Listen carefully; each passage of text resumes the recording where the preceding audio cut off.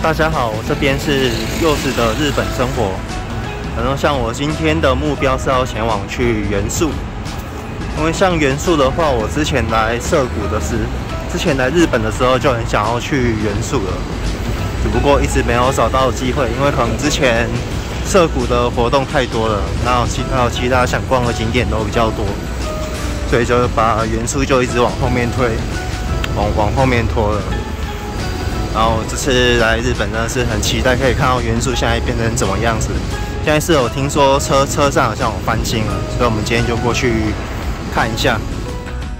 然后现在柚仔要吃午餐，可以看到这个咖喱还蛮有趣的，这个讲究咖喱。那就是你可以自己选择你要吃的咖喱啦，选择你要的口味，然后跟那个柜台那边讲说你要选择哪一种，然后再配上你要的配料。哇，真的是会来日本做便利店，真的工作又变得更沉重了。然后柚仔因为懒得自己微波了，所以就干脆点这个来吃了。但是加起来大概700日币，是有一点小贵的，不过就是方便嘛，而且我又有点赶时间。然后可以看到这个汉堡排跟咖喱就是像这样。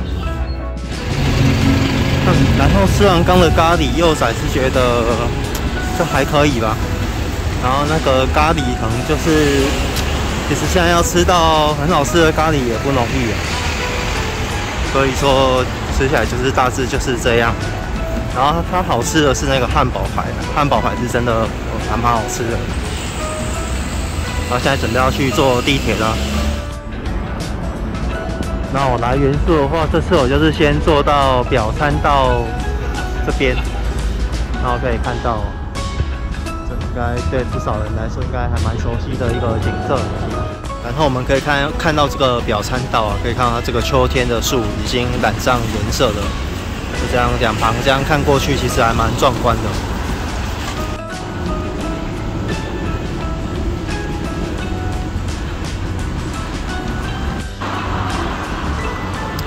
然后再给大家看一下这个染了秋天颜色的树，哇，这样看过去这个透视图真的是很壮观哦。然后像这一种颜色的树啊，其实在台湾的市区其实没这么容易看到，所以来日本要好好珍惜这个眼前的时光。那我们走过来对面可以看到这家咖啡哦 ，Anniversary 咖啡。柚仔的英语没有这么好，反而看起来还蛮有欧洲的味道的，忍不住会让我想拍一下。好，我们简单看一下这个表参道具有地标性质的这个苹果店。那我们现在可以看到这个苹果店里面，大致上就是长这样子，就是有卖 iPhone， 然后旁边又有教育训练，就是那个针对我们客人的教育训练。然后现在柚仔上来这个表参道的天桥，可以看到不少像我们这些外国观光客都会来这边拍照。啊，树叶真的是很漂亮。给大家近距离看一下，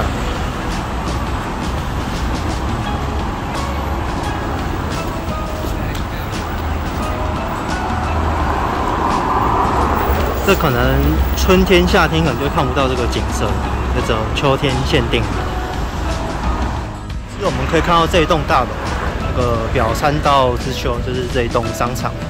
然后现在柚仔要进去上厕所，所以要先进来一下。然后刚进来，真的还让柚仔稍微有一点吓到，哇！它的设计真的还蛮酷的。它里面是走这样像斜坡上去，然后走斜坡上去又到上一层楼了，或者是下一层楼。然后中间又有做一些电梯吧，哇！就真的是设计师当初是有参考这种斜坡啊、丘陵去的这些构想去设计。那幼仔可能要赶快去上厕所，真的尿急。那我们再往前再走一小段距离，应该就到元素了。今天是平日啊，就没有想到人也是这么多。之后幼仔现在到这个元素著名的地标了，这个 Tokyo Plaza。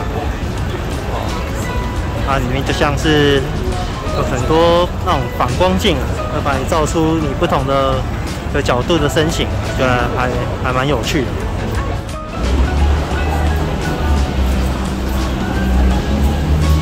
然后给大家看一下，大致上就是像这样子，它里面的内构。然后你在电梯上升的时候拍照的话会很漂亮。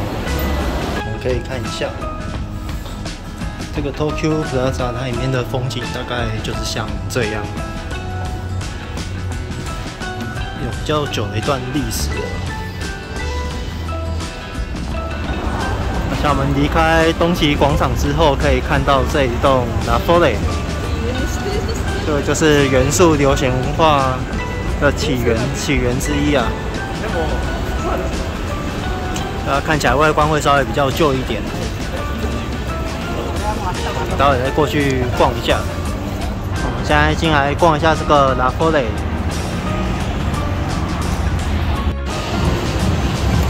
然后我们可以看到它这一栋啊，它是有开到8点而已，天哪！那开到8点，那真的是做百货业的福音啊，真的。在台湾至少要做到9点半或10点，8点就全部可以下班啦，真的是，这种工作我也想要去做。我们现在看一下这个 La Folle 它的阶梯长这样。然后旁边它有个手扶梯搭配，然后可以看一下里面的店铺。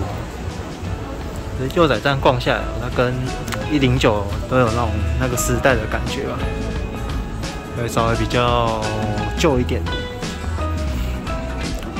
因为也没有办法，因为东京这都会区，它的百货公司就是如雨后春笋之后的冒出来，所以旧的百货是必然就会少一点竞争力。然后刚幼仔稍微百货逛了一下，我觉得其实这种楼梯设计也是蛮不错的，就我们顾客要上下楼梯还蛮方便的，就不一定要做到手扶梯了，那它走起来也没有说很吃力。结果它在整修中，所以近期11月啊，要来元素的人就千万不要来这边啊。然后幼仔现在在继续往前走啊，可以看到现在就是表参道往元素的方向都有这个有趣的东西哦，有这个吸烟区啊，路上。虽然说我们在旁边也是都闻得到啊，只不过好像就是把吸烟的人都聚集在一起这样吧。不过好像也是另外一种有趣的，然后就是吸烟的人就可以在那边交朋友了。那我们现在往前走，可以看到这个明治神宫的入口，然后就是幼仔最想看到的这个元素 Aki， 可以看到了，它现在真的是整个大翻新了，以前像是那种小木屋车站一样，现在整个比较现代化。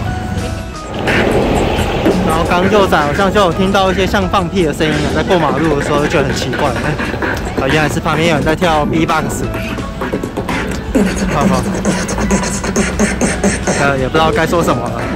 好，现在带大家看一下新版的元素车站了，应该也是有一些人都看过了。不过对我来讲是第一次看到，还蛮新鲜的。然后为什么会想要来元素的话，主要就是在幼仔那个年代涩谷是一个流行时尚的一个代表，然后元素的话就是潮流文化的尖端，在亚洲这一边呢，然后再加上那个时候又受到一些日本杂志风气的一些影响，大家都蛮喜欢走一些日本风格的，还有这些日本带出来的一些适合我们亚洲人的潮流美国的一些风格。然后元素这个名字它本身听起来也是很酷，所以的话，甚至在台湾，甚至还有理发店叫元素发型的，对啊，就会让人家觉得，这个名字听起来就是比较洗练吧，然后比较精致，而且很专业的感觉。所以的话，优仔其实还蛮喜欢元素这一边的。然后待会晚一点就要去逛那里元素那一边，顺便去看一下有没有什么晚餐可以吃。然后现在天色已经暗了，幼仔在那个元素车站这边附近发现了一个秘密基地。那这边看过去可以看到还蛮多人就是坐在那个椅子上。这边也不知道要不要消费，感觉好像是不用，就坐在那边一边看这个风景一边休息。就好像还不错，不过看起来应该是免费的。它这边有写自由使用，就可以拿这个酷熊过去那边坐着发呆休息也可以。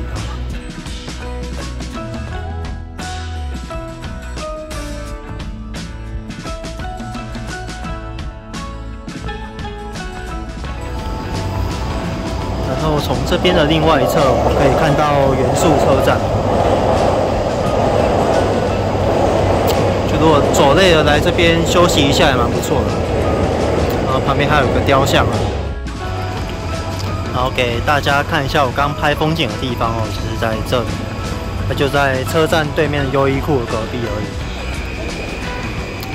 已。之后走过来这边就可以看到元素车站竹下口，然后它过来就是竹下通了。跟幼仔以前有来逛过一次，还蛮怀念的。然后我们可以看到这个元素竹下通它的入口还蛮有趣的，还会把这个路人都映照出来，所以正好在看这个招牌的路人。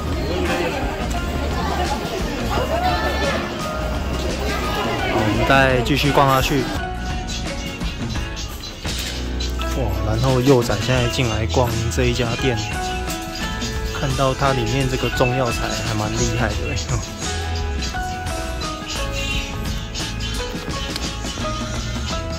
就我们熟悉的中药这边也有，不过它可能是里面是像西药那样的药丸吧。然后像幼仔以前第一次来逛元素的时候啊，我觉得这边还蛮像高雄的那个新崛江吧，它街道给我的感觉。不过这种东西就是先入为主的观念啊。如果今天你是日本人来高雄逛新崛江，你可能会觉得那边好像有一点像步道，有点像元素这边的感觉啊。然后我们再继续逛下去，看有什么新鲜的东西。然后幼仔因为肚子太饿了，现在就不知道吃什么。刚好去看一下阿芙丽拉面，觉得有点贵吧。就先来吃麦当劳，先冲击一下。然后在 YouTube 上面看的观众，你们一定想不到幼仔点了什么东西来吃。我点了快乐儿童餐，因为真的好便宜，520日币而已。然后又多送一只蜡笔小新啊，来看一下。结果打开来看，竟然是这个钢达姆机器人，真的是有点傻眼。如果是抽到那个屁屁新人的话，我就会比较开心了。然后幼仔刚吃完麦当劳之后，要来吃这一家可丽饼，它摆这样就是很好吃的，难怪经历过疫情到现在都还一样活着，就还蛮不错的。给大家简单看一下就好。应该不少来过日本人都有吃过这一家。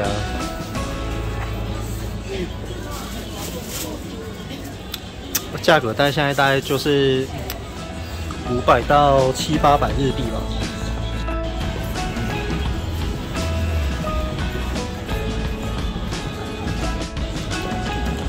近看一下哇，有一些真的看起来就是很好吃的。在看 YouTube 的你是不是也流口水了呢？而且它还是软皮的哦，吃起来比台湾的硬皮还要好吃啊。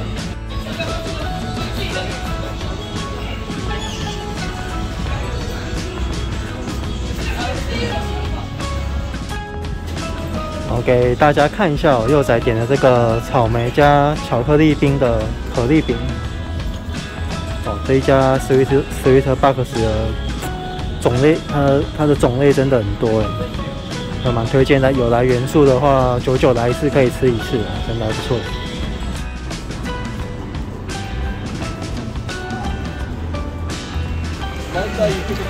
然后现在吃饱了，就再继续逛下去了。然后今天佑仔可能就是不会拍到李元素的部分了，因为我忘记带了行动电源的线，又忘记带了那个苹果线，还有 Type C 的线，所以我的设备可能很快就要没有电了。对，今天可能最多就是把竹下通这边拍一拍就好了。然后可以看到这边有另外一家可丽饼店哦，叫马里翁可丽饼，价格好像跟刚那一家 Sweet Box 也差不多。怎么说，这边卖可丽饼真的是一个好生意。然后走过来这边也是有卖可丽饼的，蛮厉害的。还有卖个阿美，像我们的糖葫芦吧。然后这么久没有来逛这边了，哇，连幸福堂都开来元素了，真的是台湾之光了。然后我们再继续看下去。然后我们这边可以看到这什么有竹庵呢，像是那个什么松饼，然后有跟什么之类联名的吧。那就看这边有蛮多这种穿的比较。该怎么说？就是歌德系嘛，不知道他们是什么系的那种日本女生，然后就会去跟他们一起，好像就会来这边特别买东西吧。好像就是有什么联名啊，反正我就不懂就对了。要看你自己有没有迷这个东西。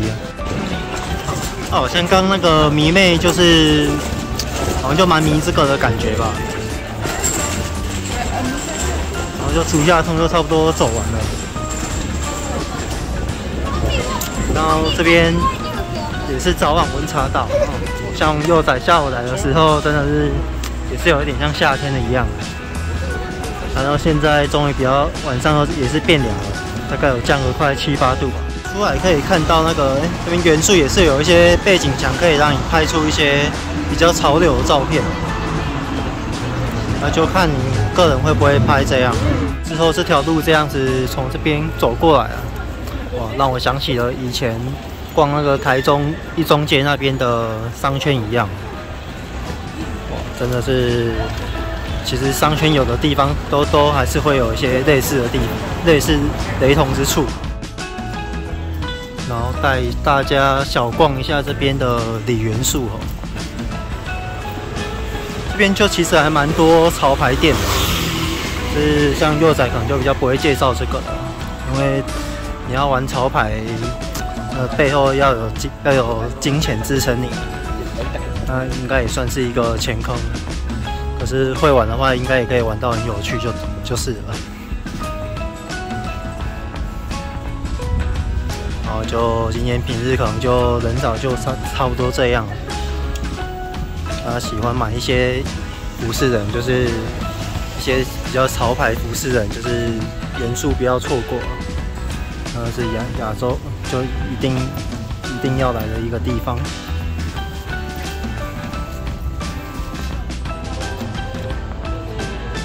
今天这个让我觉得比较吸睛啊，就拍一下给大家看一下。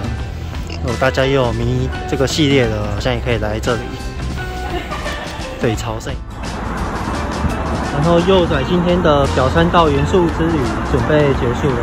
然后今天的心得是，像表参道这边两旁的榉树，第一次看到它就是有一些秋天的枫红的感觉，真的是还蛮漂亮。如果是好天气，应该也是可以拍出一些很好的照片。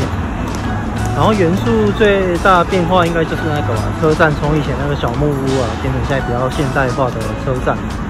就感觉也是蛮好的，然后可惜的是今天就是没有逛到李元素吧，可能就因为手机电量的关系啊，忘记带那个充电线。所以这也是没有办法的事，就找一次机会再回来逛元素好了。然后现在又在准备要去坐地铁了，也感谢各位的收看。然后喜欢像我这样子随手记录日本生活真实情况的人，都可以订阅跟开启小铃铛。